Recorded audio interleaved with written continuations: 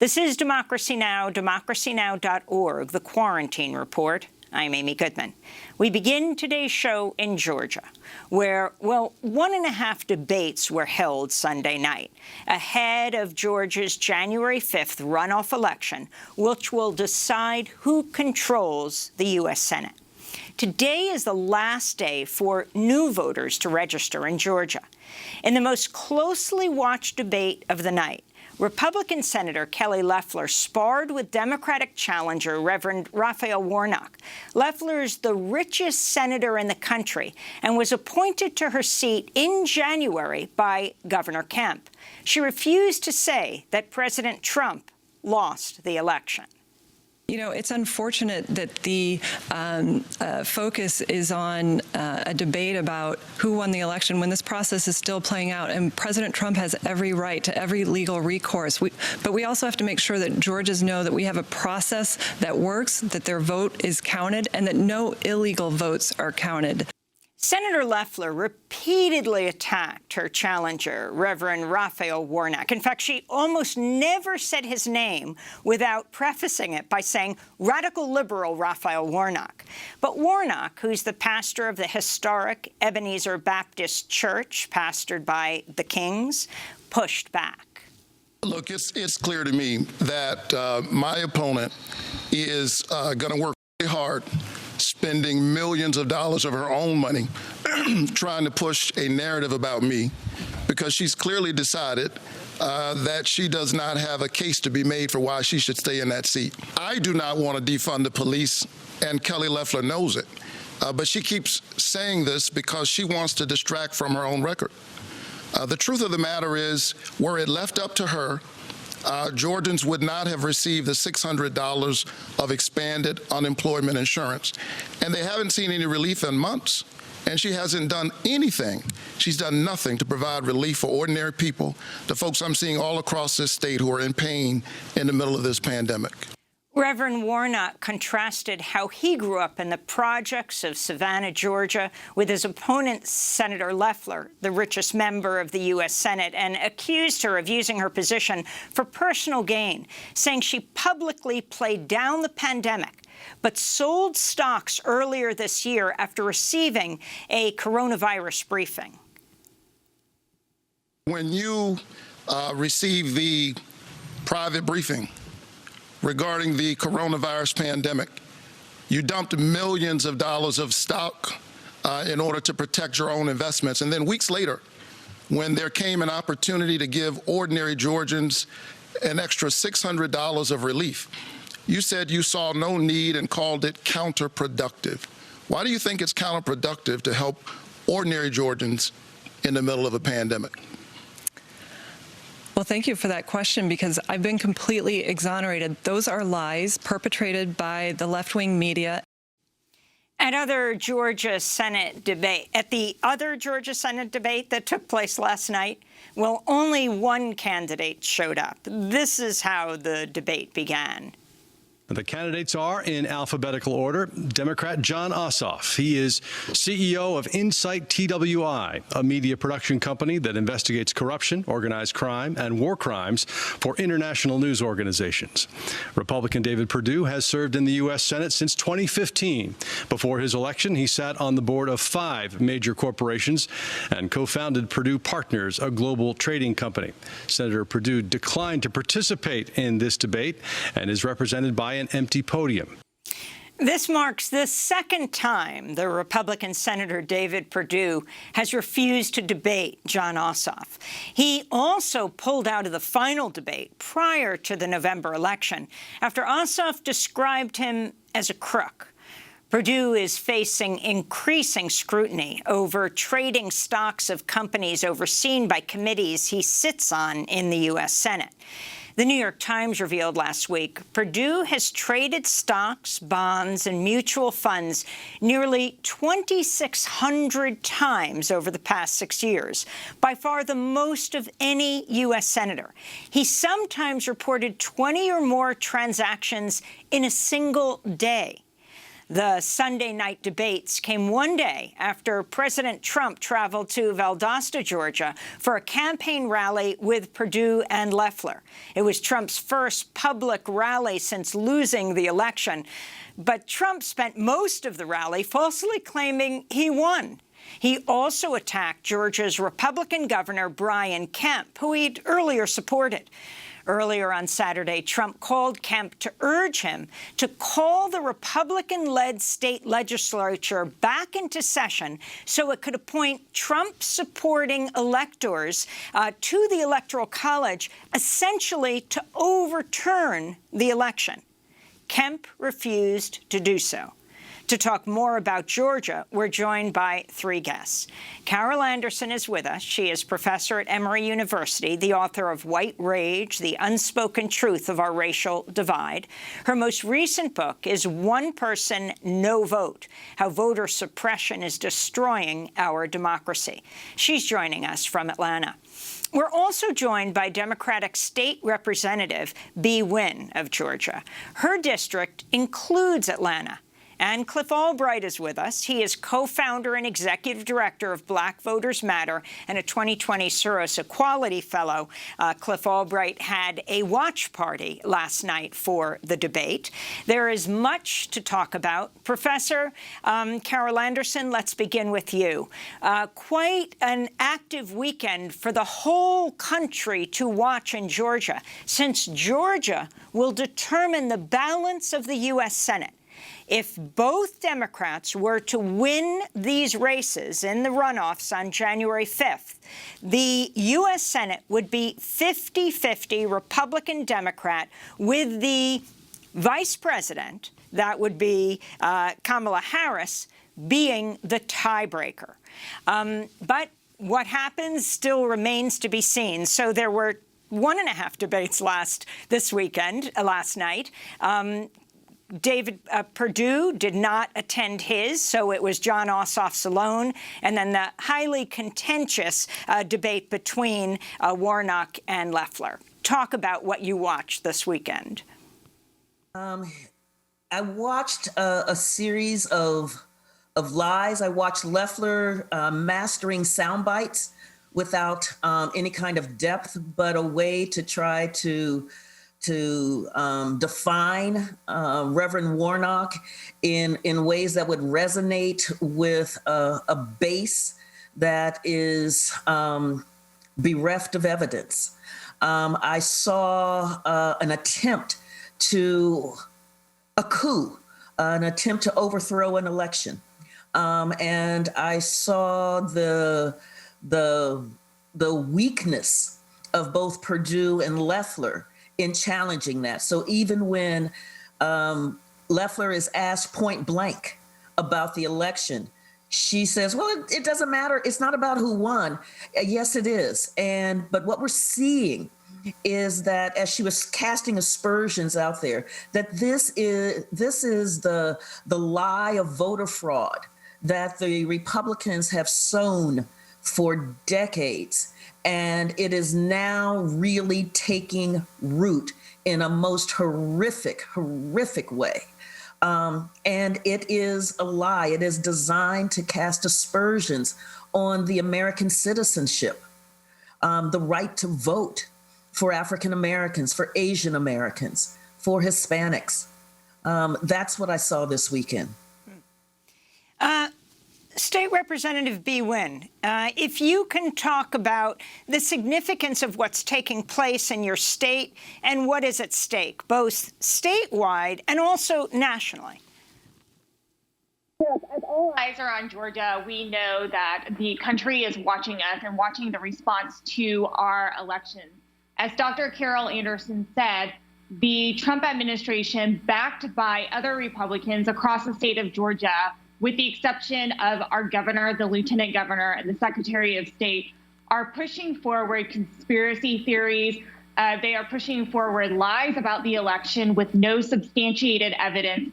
We just had Rudy Giuliani here in the state of Georgia last week, in which he brought forward witnesses who did not understand the complexity of Georgia election laws, who did not have any evidence to back up their claims, and they separated the Secretary of State from that hearing, so there was no opportunity to respond and to refute these arguments that have already been refuted nationally, have already been refuted in our state. And that resulted in increased death threats for election workers. It resulted in death threats to two of our sitting senators who pushed forward the truth, who pushed back on Giuliani's team. And what we're seeing is a referendum on the Trump administration. The last 4 years, they have wreaked havoc, and Georgia voters are tired of that. The country is tired of that. What we're also seeing is the last 4 years, the Trump administration has sanctioned violence and encouraged violence, and we're seeing those threats play out in real time. We're also seeing the combination of the pandemic play out in these election hearings and these rallies. Giuliani was just diagnosed with COVID yesterday, and he's put every single one of those senators in that room at risk. He was there without a mask. There were many other people there without a mask. We have two sitting senators who deny that there is a pandemic and who continue to allow the president to push these lies that undermine our democracy. If you could go more into what do you mean, the two senators, Perdue and Loeffler. Again, Loeffler was not ever elected. She was appointed by Kemp, who she refused to fully back up versus Trump in the debate. But what do you mean? What are they saying about coronavirus, where there is, like in all over the country, a major surge in Georgia? Well, they're not really saying anything. And the fact that Perdue didn't show up at the debate yesterday is indicative of his leadership in Georgia. He just not has shown up for the state of Georgia and working families in Georgia. They have not followed science on the virus. They continue to hold rallies without encouraging social distancing, without telling their supporters to wear masks. And we are seeing the results of what happens when people come in close proximity with each other, when large gatherings are happening. They have not pushed forward a stimulus package. You mentioned earlier that Americans are waiting for another round of stimulus. I have constituents who reach out to me every single week telling me they have not even seen unemployment that they've filed for many, many months ago. People are losing their homes. They're getting sick. They are unemployed, losing their cars. Working families need our senators to respond to the pandemic, to follow science, to show them that they understand what it means when we have a public pandemic that is just ravaging us economically.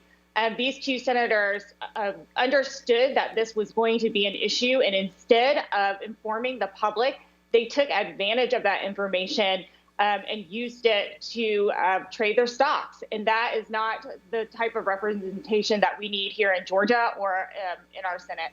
I want to go back in history to the last time Senator David Perdue debated Jon Ossoff. After this, he refused to debate him again. This is Jon Ossoff speaking to Perdue in the debate in late October.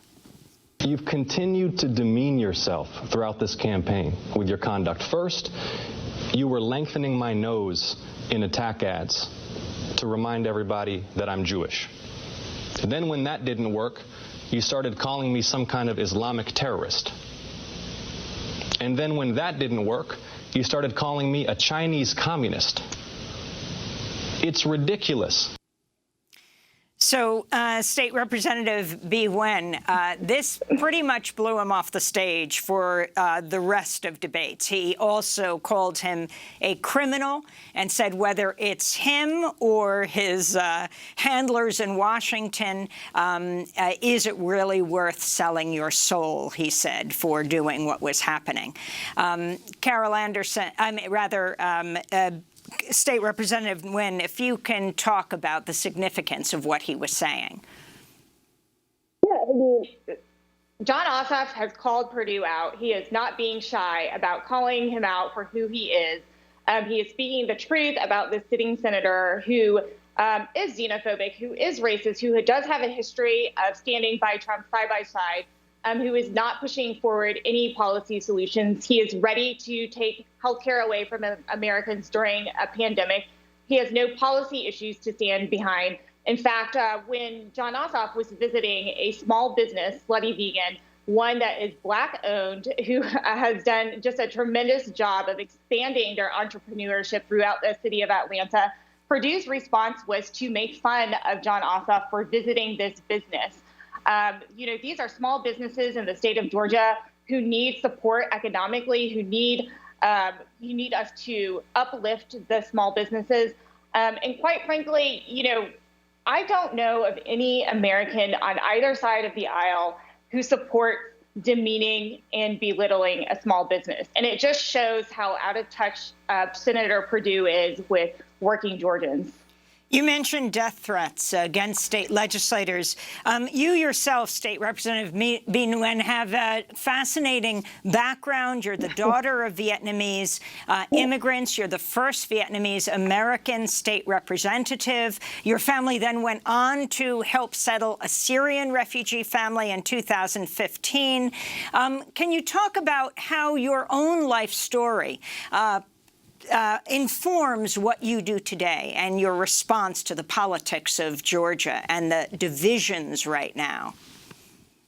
Absolutely. I mean, my life story and my lived experience informs me on policies and informs me on humanity, quite frankly. When my parents left Vietnam, they fled in the middle of the night on a boat.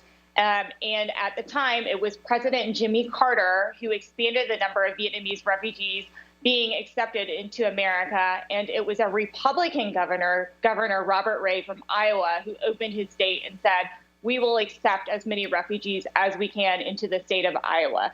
That bipartisan spirit is completely absent in today's politics.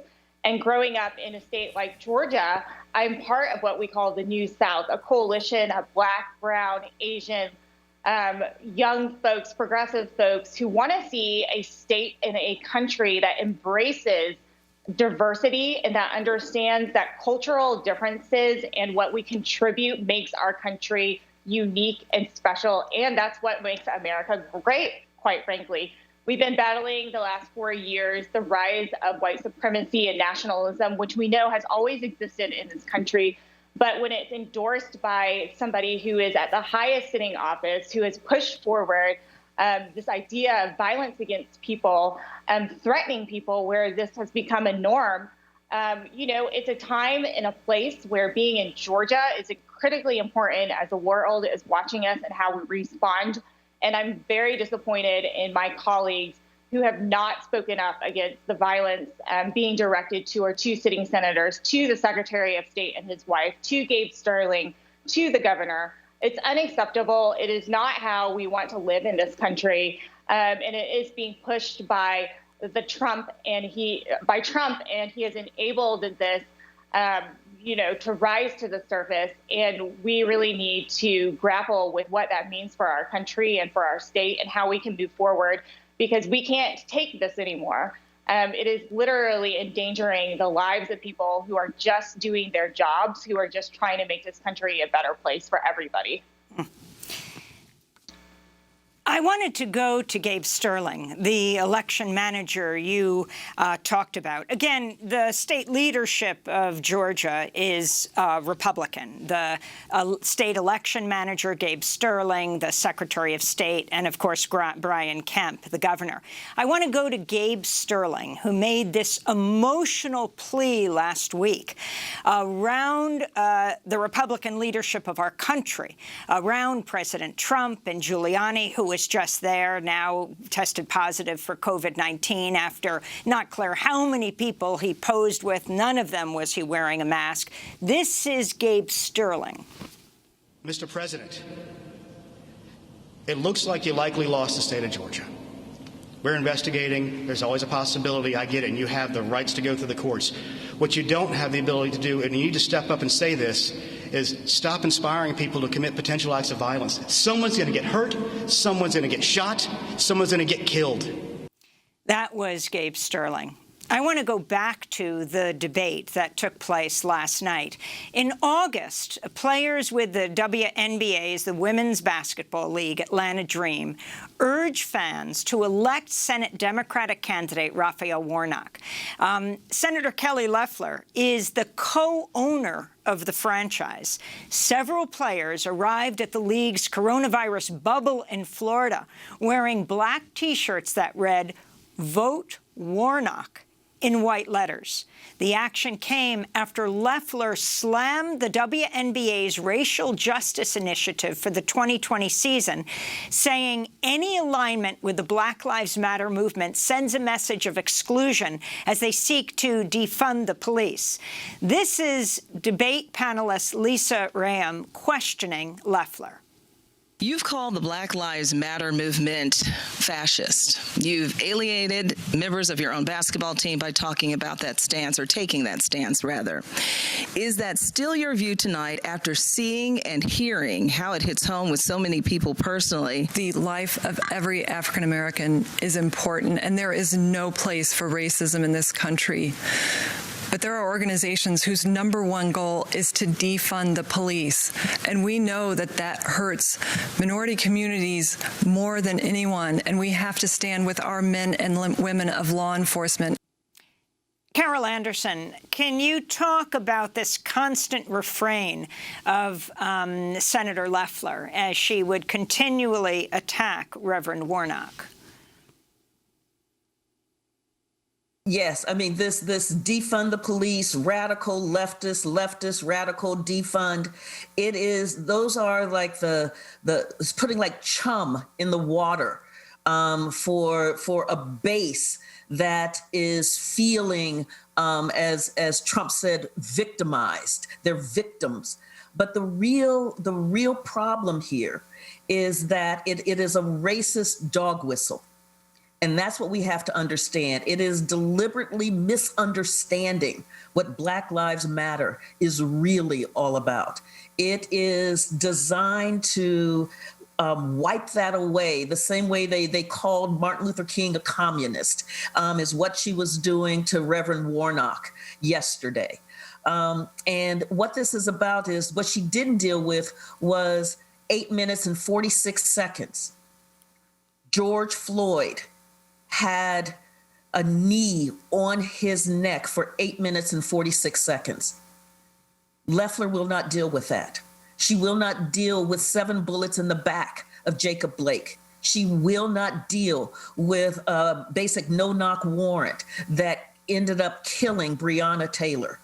So this is what Black Lives Matter is talking about, is the use of state violence against Black people. Instead, she engages in these dog whistles that are designed to create this fervor for holding back this supposedly Black mass that will overturn everything, overturn the American dream. It is marketing, racist marketing 101. We're going to break and then come back to this discussion, and we'll be joined by Cliff Albright, who is suing the Georgia Secretary of State, his organization, for pulling something like 200,000 voters off the voter rolls. Carol Anderson is a professor at Emory University. Georgia Representative Bee Nguyen is in the Georgia legislature, and will be joined by Cliff Albright, who is one of the co-founders of Black Voters Matter. Stay with us.